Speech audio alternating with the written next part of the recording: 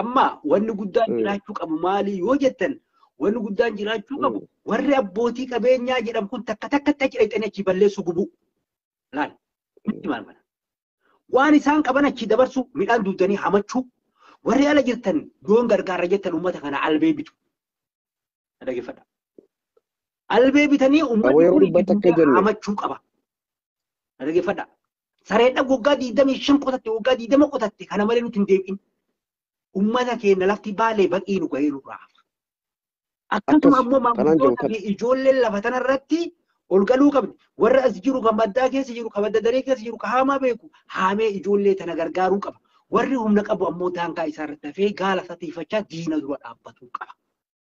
Kanaan jaa kunoo kana furmaanni baalee kana asirratti wanni inni si jiru barbaade rakkoon eenyu bira jirti yoo naan jette tokkoffaan narraan aarini diaspooraa baalee bira jirti. Uummanni kaan already diina warri bilchiginnaa diina beekamaadha. Baaleedhaaf ilaalcha hamaa qabanii Wallaggaa fi Oromoo Baaleetiif gadamumarraa'u warra daangaa kana gootummaa isaaniitii fi siyaasaan isaanii Oromummaa isaaniitiif durumarraa hojjibaa turan. Dhugaa jirtu siima. Kanaaf yoo bilchiginnaan lafatti kennaa deebistee uummata lafa isaatti qe'ee isaarra deebistee hojjette gawwoomtee jirti. Kanaaf uummanni Baalee kan ala kana jiru baay'inaan akka galaanatti maaliif sagaleen taanee fi uummata isaanii. Ani wallaahi sila gargaarsarra sagalee ta'ee yoo wanta irratti deebisee lafa isaa irratti irra caala. Gargaarsa yeroo daanqanaan kanneen 10,000 kanneen 100 kanneen miti. Waannaan lafa irratti akkamitti deebi'uu danda'anii yoo hojjetan uummata kanaadhaaf keerii yaadanii yookaan uummata kanaaf yaadaa jiran. Kanaaf waan tokkos jira. Ijoolleen Baalee ta'ala kana jirtu namni yoo ati jette ati siyaasaaf jette no nuti maaliif cinaakshan hidhachiisne nuti hanqa funyaanitti du'a achitti jenne maaliif hidhachiisne maaliif qawwee ilaa funyaanii hidhachiisne lafa isa araddaa tokko irraa fudhatee cinaakshan araddaa tokko no hin fudhanne maaliif waan fedhe bidii waan fedhe haasu kanaaf lafa fiitii irratti namni du'uun jihaada lafa keetii irratti siyaasaa miti kun lafa keetii irratti du'i bakka hin sossoin ilmaan keetii fi jaartii teetii fi aalii teetii irratti facaafachaa daangaa kee eeggachaa bishaan kee eeggachaa achitti du'a nan sijjee ani kan si dhaama kana itti fufti obboleessa kiyya kun siyaasaa miti hayyaa. Yes, salaam alaikum. Wa alaikum salaam. Warahmatullahi wabarakatuh. Wallahi irraa baddee akkam Facebook samana kana. Yaa kiilamni as gubbaa namni hin jiru bar meet namni bar uummanni ati waati dubbatti yoo hin jiraatin maal asirraa gootu tokkoffaa taa'ee miilan xiqqoo naan kate dhugaa dubbachuu fi garuu Abbo wanni san dubbattan wallahi wanni namni namaa quuqamuun obboleessaa quuqamuun wanni akka dabbahee dabren jirtu garuu qatii itti dhugaa uummata keenan gurguratanii lafaaf waliin gurguratan akka ta'e dhugaadha. Namni silaa yoo namni geedayta yoo namni nama irraa ajjeese mootummaan yoo shiftaan ta'e silaa nama kana maal tajjeesee hordofee waan kana irra gahuu qaba. Mootummaan namni duu kanafti bara waggaa masaamamtu kan dubbanne namni garan galchine dubbii isaanii isaan kan namni lafarraa buqqa'ee ammoo itti nu gargaarsa jedhanii uummatii buqqa'ee hagassan olii gaffi fiiganii wallahi waan akka malee nama raajessa keessattuu arda mootummaan ka lafa madda walaabu arda madda walaabu obboleessa kiyyaa soomaleen fudhatte wallahi waan dubbannu hin beeynu garuu ummati kennallee akka malee walitti callisee jira wanni kun waan akka malee wallahi dubbiillee waan nama dhibaati wallahi hin beeynu waan kun gara kaaniin dubbiin laashee baatee warra mootummaa kee jiru waan kan oofu jira kan quba qabnu ka ilaila asirratti wanna tilaalu qabnu tokko jira obboleessa gorri nu bulchaa jiru eenyu yoo jette shawaa takka jedhu obboleessa warra amma itti aanaa kanneen eenyu maqaan isaa amma itti aanaa kuffaan eessanii maqaan isaa mootummaa naannoo Oromiyaatti kan aanaa jedhan kun mootummaa naannoo Oromiyaa kun shawaami.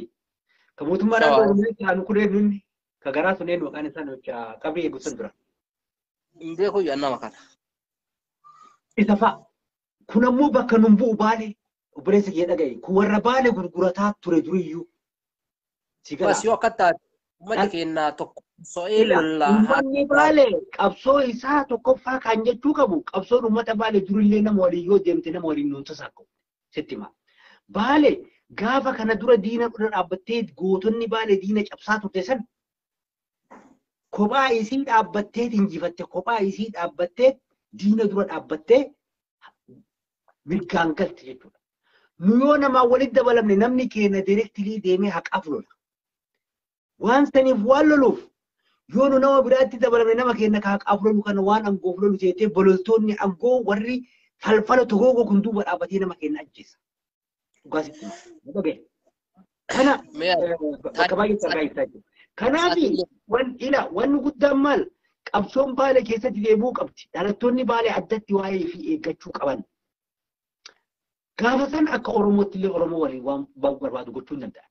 Ammoo gaachanni Baalee, lolli Baalee wanta loltu ifii qofa Baalee taatee wanta loltu qofa. Baalee yeroo san hin injifatti irra oolti. Sababni isaa gaafa kana dura lafa Baalee wanta dhufan warri taraamaajin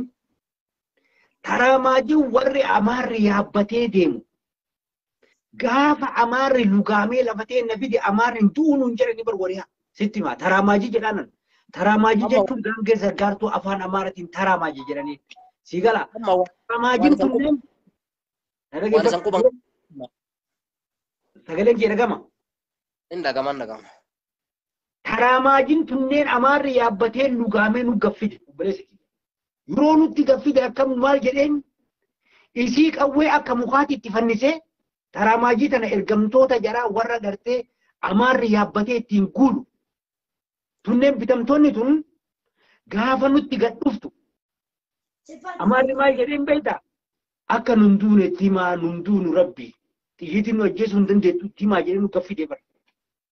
Isii ammoo akka mukaatti qawwee itti fannisee if dura oofaa duuban yaabbatee isiin farda isaanii harkisaa dhooyaa miilaa lafatti gadi qabdee dura fiigaa nutti gad dhuftee kana nutti himte jechuudha.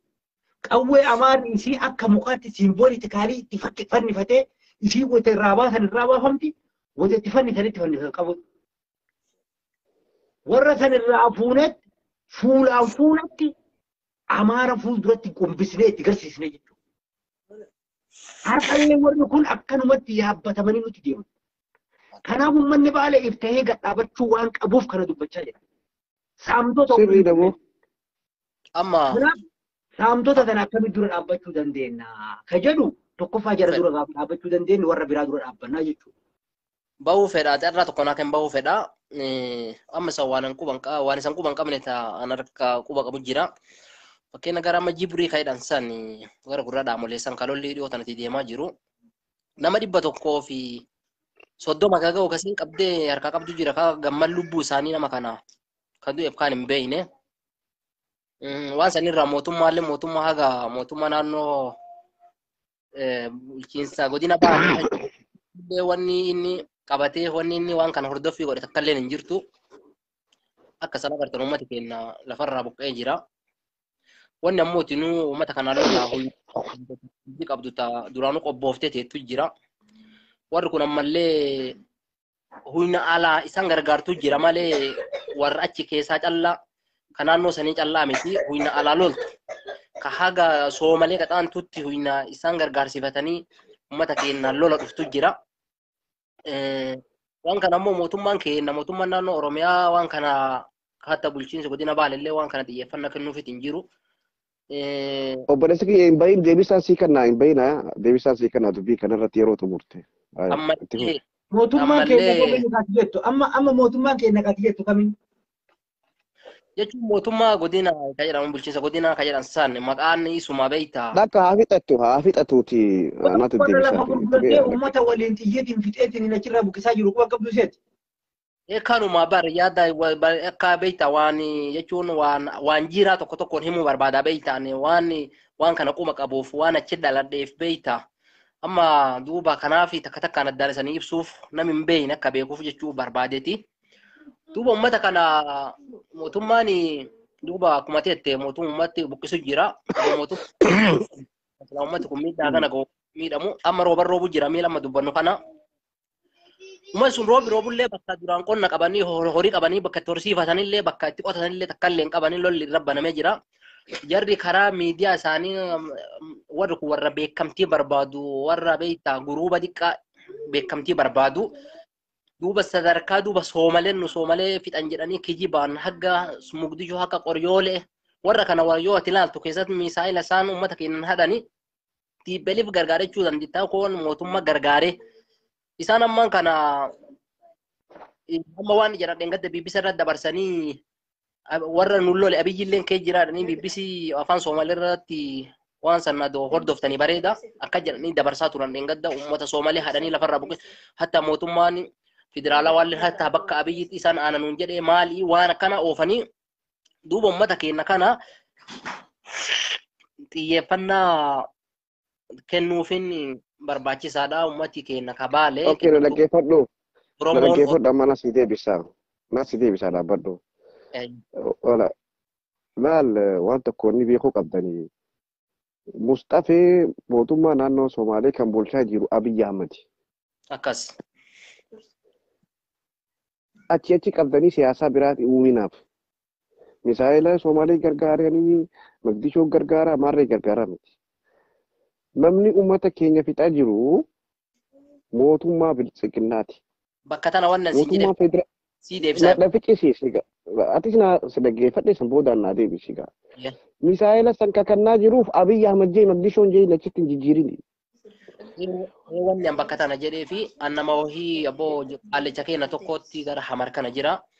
Guruuba isaan walitti ijaaranii ka isaanii fakkeenya mootummaan akkana waliin jira jedhanii waan akkana kana wal keessa oofan achirra dubbiin tun haga Mugdishoo magaalaa Soomalee deemte duuba uummati dhufte yaada naman baasne baru na dhaggeeffadhu haa bara misaa'ila Mugdishoon kan ni ta'e misaa'ila bar diraamaadha bar diraamaa achi dheere isaa okay diraamaa dheereffadhuuma diraamaa siyaasaati misaa'illi kun hanqa guraa dhaamolee dhufe kuni mootummaa Itoophiyaa akka bulchaa jiru Abiyyi Ahmad tikaa jira. Ukaan misaa'ila dhiisiiti limlee naannoo Somaalee keessa seentu isaa ta'uta. Isaa olaantummaadhaan hoogganaa jira. Isaa mootummaa naannooti. Hanqa gurra dhaamolee dhufu hanqa dannoo mannaa dhufu kan karaa banuuf bar mootummaa naannoo Oromiyaa daangaa qabdi. Nuti bara amma waa lama bulchaa jirra bar Oromoon. Mootummaa federaalaatis Oromoo bulchaa jira. Kaleessa TPLF jechaa turre. Akkasuma akkasii miti godhu gaa walitti haimnu. Kaleessa addi illee dhaamiti ka uummata fixaa jiru TPLF jechaa turre akkasii mi. Eka yoo TPLF ajaja federaalaa bar jijjigatan kan bulchu jiru bar Abiyyi bar. Jijjigumaa'u ati dannoo mannaatii fi gobbaa jetta. Oromiyaas kan bulchaa jiru Oromiyaa dakaa deemtan jedhaa baraan. Anamma barkeessine jechuudha. Kanaan jaabar. Kana isaan oofee. Sumaalee dakaa kun mootummaa takkaan qabdu. Bireessa kiyya. Tigraay wal loluudhaaf duroon hin bituuf lafti teenna gurguramte. Warra fakkeenya. Gurbaan bar siyaasaa ijoollee kanaaf siin jaabar